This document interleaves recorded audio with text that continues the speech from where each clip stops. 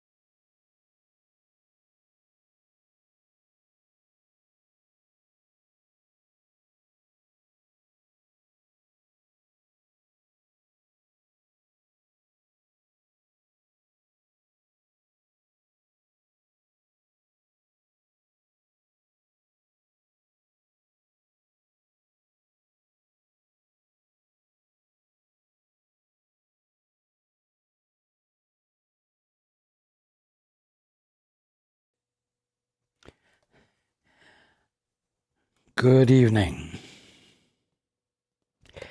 and welcome to everyone who's joining us on the internet.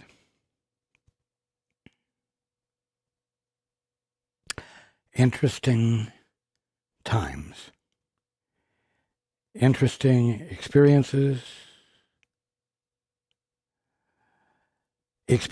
not everyone is prepared for, experiences which cause concern on a much larger and a more continuous scale than everyone is used to. And it's easy to become overwhelmed.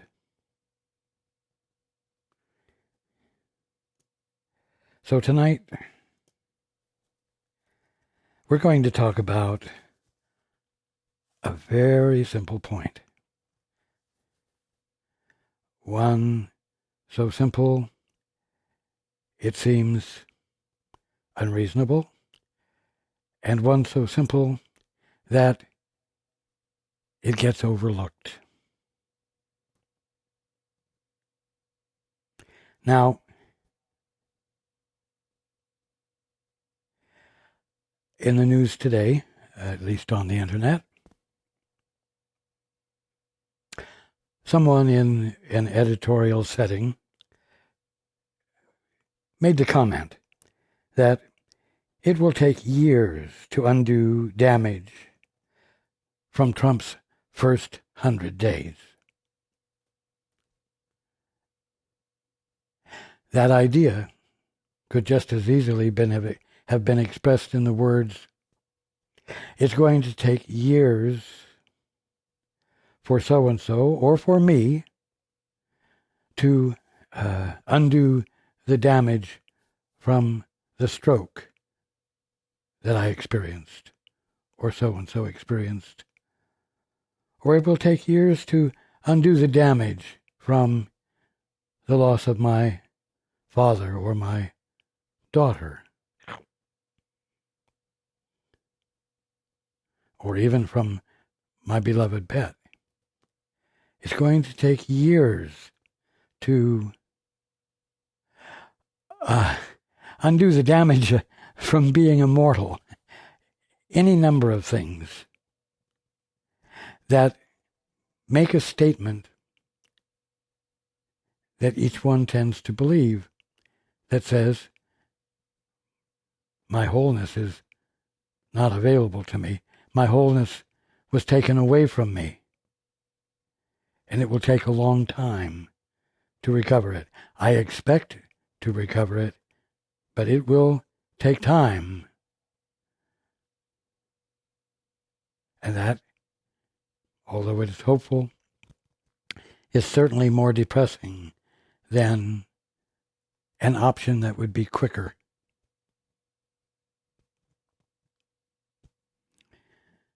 The fact is that each one of you has had what you would call an aha experience.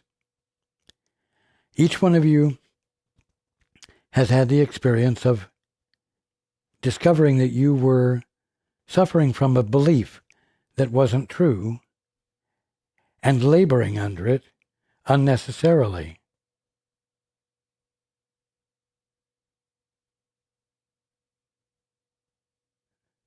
A simple example is that early on in Paul's experience, he worked for Sears in the credit department. And one of the events that happens in a credit department is that creditors, clients of Sears, got an application for credit. People from Sears would apply for credit at other companies, and those companies who were given Sears as a reference would call to get a rating of that person's account. Paul thought that he was going to be called upon to rate it himself. And he was very concerned that he would not rate correctly and cause the person getting the rating to be hurt by it. It took a while for it to register with him that when the call came, there was basically 2 or 3 things needed. How long had the account been open at Sears? How many payments had been late? That didn't require an opinion at all. It was all there in black and white on the account. And when Paul realized that it was that simple, he was immediately relieved by an aha experience. He wasn't called upon to do anything that would hurt the customer. He wasn't called upon to do anything where he might make a mistake or a false assessment. Nothing was required of him personally. Every single one of you has had the experience of learning something that canceled out a belief that had been negatively governing you. Now, that didn't take 100 years to correct. It happened in an instant. And that is the point. The sense of time, the sense of how long it will take to recover from something perceived to be damaging. This is something no one needs to labor under any longer. And we're going to take a look at why. And what we're going to take a look at is nothing new. We're just going to say it a little bit differently tonight. Now,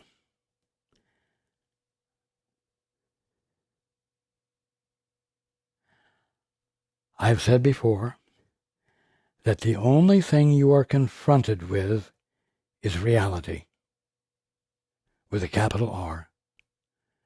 Or the only thing you are confronted with is the kingdom of heaven.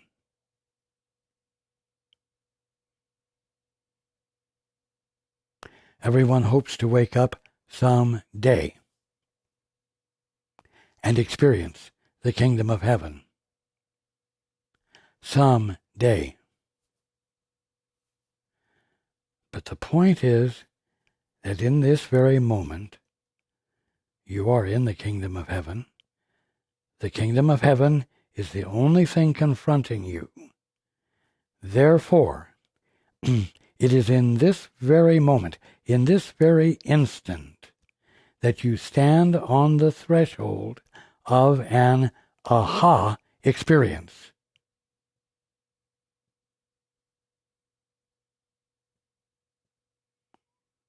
Now, the simple fact is that you don't need to learn anything. You don't have to become more educated, spiritually or otherwise. Nothing is required of you except one simple thing. To shut up. To become still.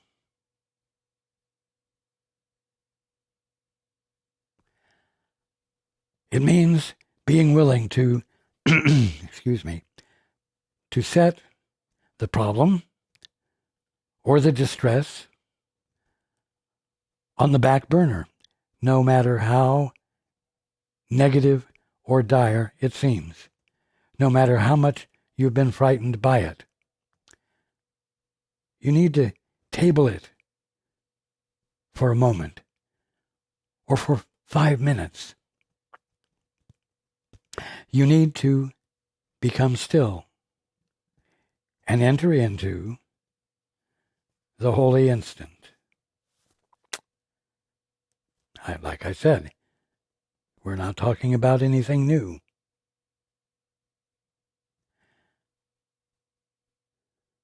The holy instant. The instant of holiness. The instant of wholeness, which could also be called the wholeness of now.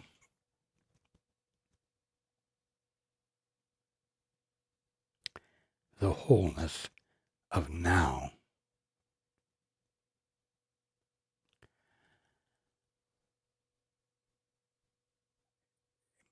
I've also used the image of a funnel and have described the process of meditating, in other words, of shutting up, as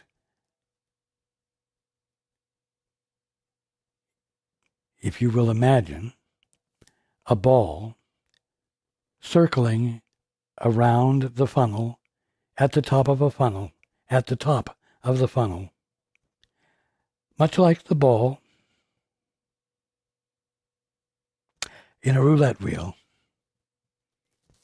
And you know that when the ball is spun, it goes round and round and round as long as it has momentum and it doesn't begin to descend. Well, here's the thing. Will, the use of will, the use of self-assertion is the energy that moves the ball around in the funnel. The more energy, the more willful one is, the higher in the funnel the ball goes. But as willfulness diminishes, the ball begins to descend. I've also pointed out before that the only right use of will is to choose not to use it. And indeed, That is what the practice of the holy instant accomplishes. And so, as you become still, as you shut up, as you stop energizing your emotions with fear, with anxiety, and with a need to be important and a need to succeed at solving the problem, as you are willing to set that down, the ball begins to descend in the funnel, lower and lower and lower, until eventually it arrives at the bottom of the funnel, and what happens? It falls out of the funnel.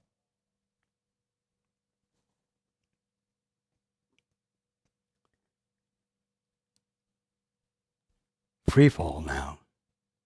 Free fall. Infinite presence. It isn't even falling because there isn't a funnel to gauge whether it's up or down. One finds oneself in the presence of mind, you might say, as the presence of mind.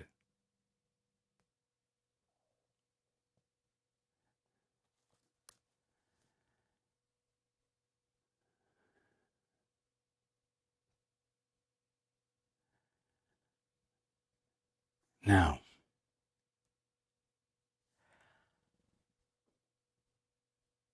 the point is that right now, in the here and now where you are, with whatever is going on in the room you're in, or the automobile you're riding in, no matter where you are now, you are in the middle of the kingdom of heaven. You are not working toward getting well. You are not working toward waking up. You are not working toward dying and going to the kingdom of heaven. You are, right now, in this instant, filled with the capacity to recognize God, well, let's say in the blossoms of spring, or in the flower on the table, or in the table that the vase is sitting on, or in the carpet, or in the colors. All of it is the presence of God right here and right now, not off in the future, right here and right now, for you to have an aha experience of, as a result of not assuming you know what anything means, so that you might, in the innocence of stillness and the presence of curiosity and the expectation of seeing God, have the aha experience of wholeness now. This is where the attention needs to be. Not out there in the future. Not out there in an improved self. But in the one you are. The presence of mind that you are, that has the capacity to become still,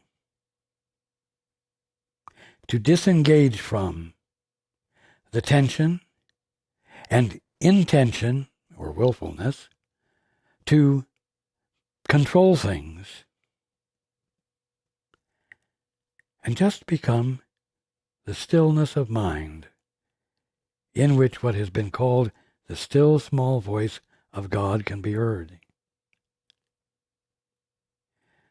You see, you can fall through the funnel right now while you're sitting in that chair, or while you're washing the dishes, or while you're scratching your head.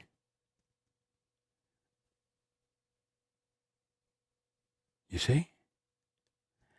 The threshold is here. The wholeness of now is available. And let's come back to our image of the funnel. As I said, through the use of will, through the use of self-assertion, through the attempt to be or become something, you cause your attention to circle higher and higher in the funnel.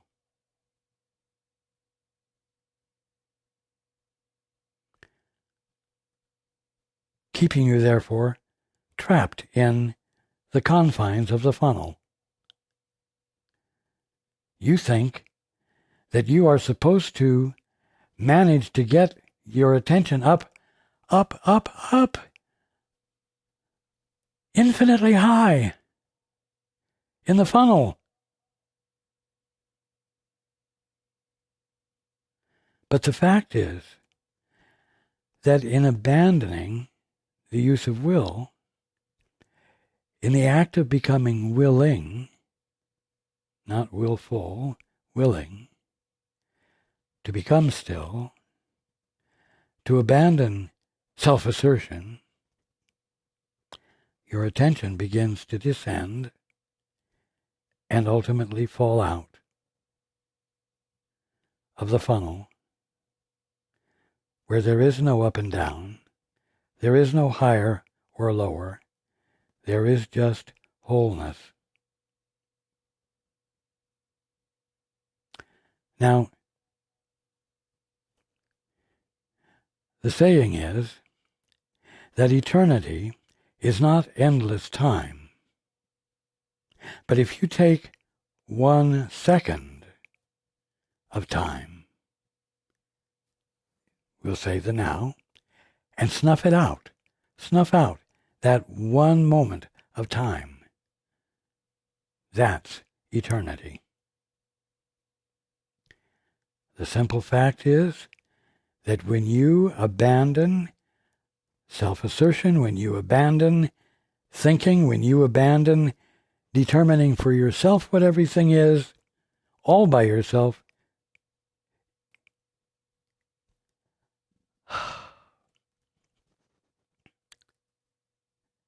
when willfulness leaves, eternity becomes your experience. Deathless, unconflicted being becomes yours. Now, mind you, this new experience of being is going to happen while you're sitting there in the chair, or while you're washing the dishes, or whatever. It's going to happen here. It's going to happen now. Because now is where the threshold of consciousness is that you are perched at, if I may put it that way.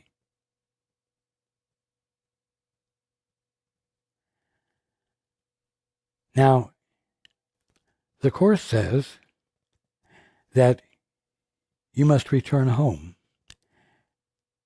and the holy instant is the means of doing it. But it also says you can't get there all the way by yourself. That God takes the last step. Well, let's look at the image of the funnel again.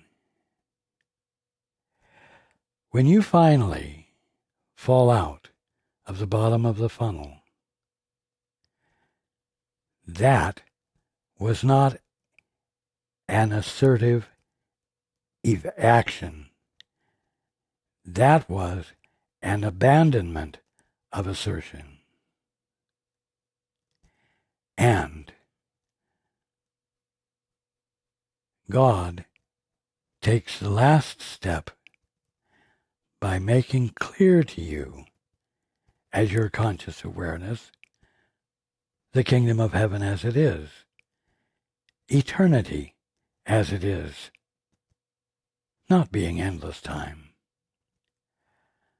God takes the last step by revealing to you your wholeness and the wholeness of now. But I want you to be aware that all the time that you've been circling around in the funnel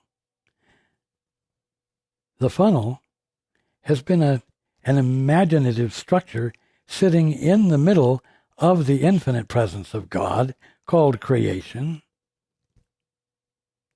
And so what God is has been supporting you fully in spite of the definitions you created for yourself and that you maintain, and in the maintenance of it, you keep yourself high up in the funnel.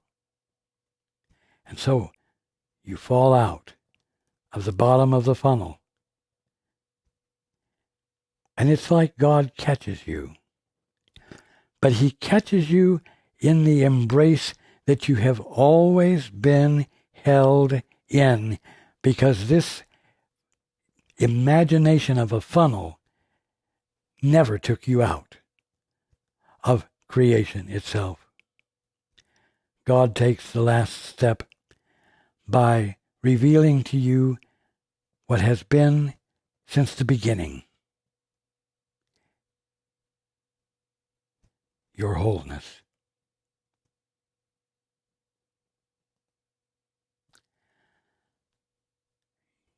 Each of you, at every moment, no matter what drama or story is going on in the funnel, each one of you, at every moment, stands in this miraculous spot, this threshold of awakening. Don't demean the spot, and don't demean the experience you're in the middle of. Spring, summer, fall, winter, snow, flowers, leaves, green, red.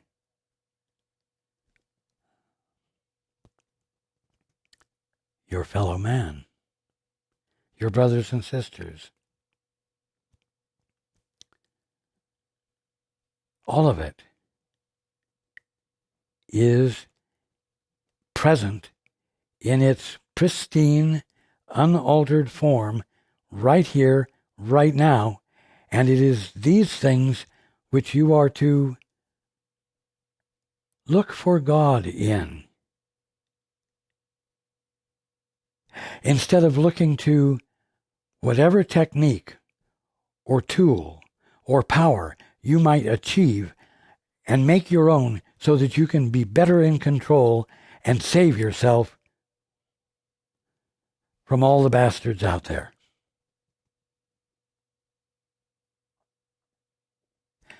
You have a better activity to engage in, one that reduces the practice of will, one that allows you to arrive at the point of the funnel and fall out, to be caught by God and not lost, caught in the clear awareness of reality, the clear awareness of whatever a blossom is or a green leaf is.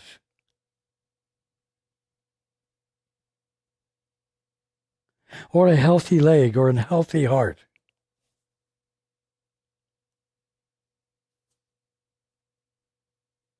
Or the experience of a son or a father or a mother or a daughter who you lost, or health that you think it would be difficult to regain. You stand, I'm going to use this word carefully, at the magical moment of an aha. And I mean magical in the sense of a wondrous, unexpected experience of truth. Everyone needs to calm down and let themselves be present where they are and look at it, look at everything with innocent eyes, without bringing your preconceptions and confidences into play, because you want to see the more of what God is being right there than you have been seeing.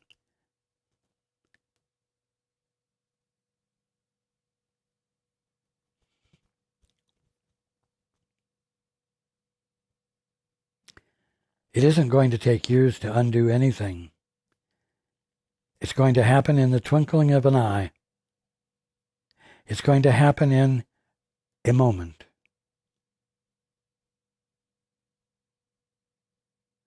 Well, how long am I going to have to practice being present with everything when all of this crazy stuff is going on and I need to be getting on to taking care of it? We are asking, how long am I going to have to engage in my birthright of being in that frame of mind where revelation can occur and my right mind can be returned to me? How long am I going to have to do that? Well, the Course says in so many words, infinite patience brings immediate results. Why? Because impatience is willfulness and blocks the aha, blocks the miracle, blocks what? The sudden shift of perception. It's your birthright to have sudden shifts of perception, miracles, in which truth replaces a belief that you were confident about and trusted in.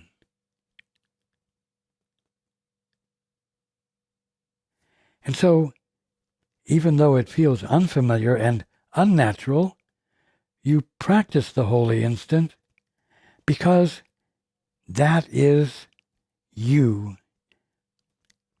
behaving consistently with your right mind. And therefore, by being in better alignment with that which you've been denying, the denial breaks down. And reassociation occurs. Coming home. I do not spend too much time. I do not spend time unnecessarily talking about the holy instant. I talk about it because it is essential, because it is the key, it is the means of waking up.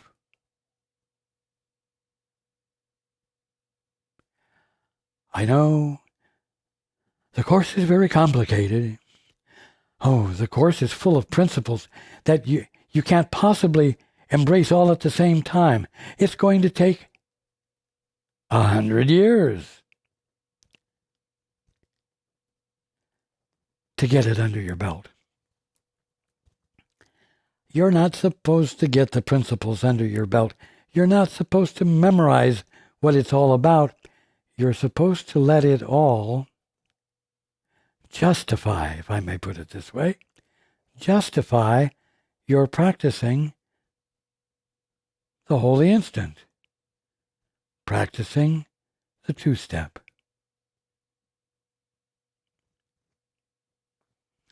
Maybe no one else is spending very much time talking about this, expounding on it, illuminating it. But here it is from the Course itself. The Teacher's Manual. There is another advantage, and a very important one, in referring decisions to the Holy Spirit with increasing frequency. Well, to refer everything to the Holy Spirit with increasing frequency means to be withdrawing from the practice of will and self-assertion,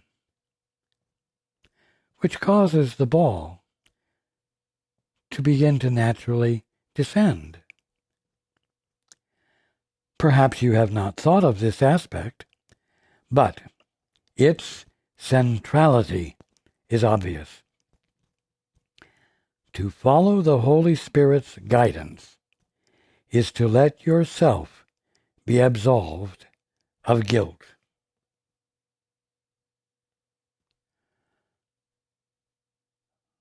Really. Stop and think about it. Guilt stems from not being able to succeed to get to the uppermost point of the funnel through the stronger and stronger assertion of yourself and your willpower. And you are guilty because you're not up there, and you are guilty because by not being up there, everything is going to hell, and it must be because you're not doing well enough. In the peaceful quietness of your being, that's the simple truth, and that becomes simply clear. It's easy to see. But to follow the Holy Spirit's guidance is to let yourself be absolved of guilt. Why? Because you're not trying to get to the top of the funnel anymore. And you're not energizing movement away from that threshold at the tip of the funnel where you fall out into infinite presence as the infinite presence of mind, that God is being as you. Continuing, the imagined usurping of functions not your own is the basis of fear. Well, the imagined usurping of functions not your own, what does that mean? It means that when you decided that you're going to determine what everything is, instead of letting the Father reveal it to you and not objecting to it, when you are determining the rules of life and the rules by which social living is to occur, instead of letting the love that the Father is being in you as you, knows how to be, and doesn't attempt to do anything other than be the embrace and the healing or whole presence that it is. The imagined usurping of functions not your own is the basis of fear. The whole world you see, from that vantage point I'm adding, the whole world you see reflects the illusion you have done so. You look and you see what you have determined everything is, and everything reflects back to you the limits of what you're willing to see. the whole world you see reflects the illusion you have done so, making fear inevitable. So, the world you see that you've made up is making fear inevitable. But the way out of fear is to shift your attention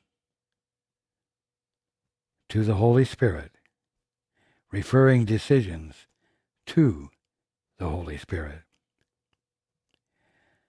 Continuing to return the function to the one to whom it belongs is thus the escape from fear. And it is this that lets the memory of love return to you. And I want to insert again that the place where this shift is going to occur is right there where you're sitting, right there in the room you're in, right there in the flowers or the table or the carpet or the spring or winter day outside. Right there is where the memory of love will return to you. And in the return, it will illuminate the capital L loveliness of God's creating, where that beautiful flower petal is, or where that dust in the corner of the room is.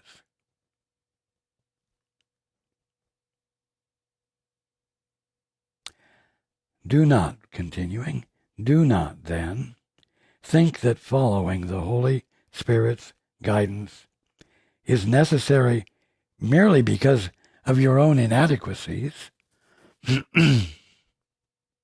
No, this isn't about self-improvement, and it isn't because you're nothing or nobody.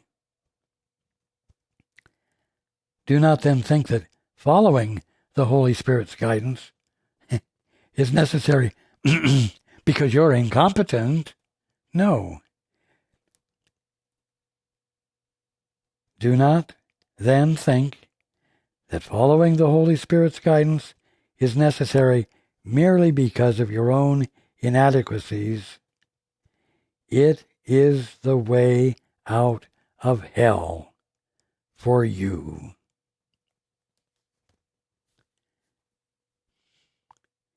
Yielding to the Holy Spirit is you yielding to your right mind. The mind that is yours to experience and will be your experience when you fall out of the funnel. When you fall out of the place in which the rat race goes on.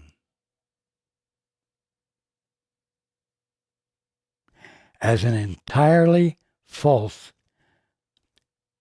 experience of being right in the middle of reality, right in the middle of the kingdom of heaven.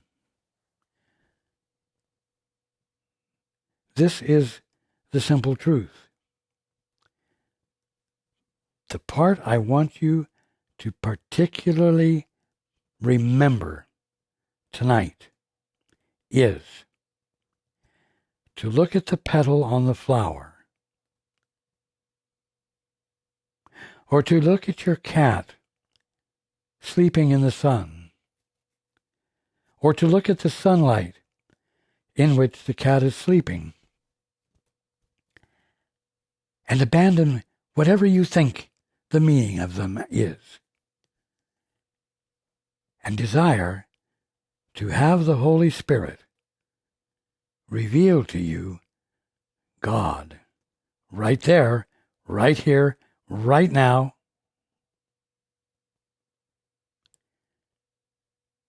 Because it is all the kingdom of heaven, and it's not 100 years off. the threshold, the magical, marvelous threshold of awakening, of the aha experience is right here, right now, in the wholeness of now.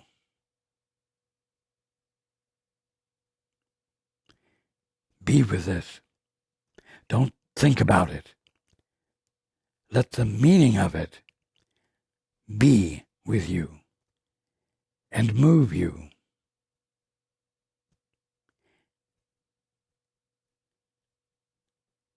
I love you very much.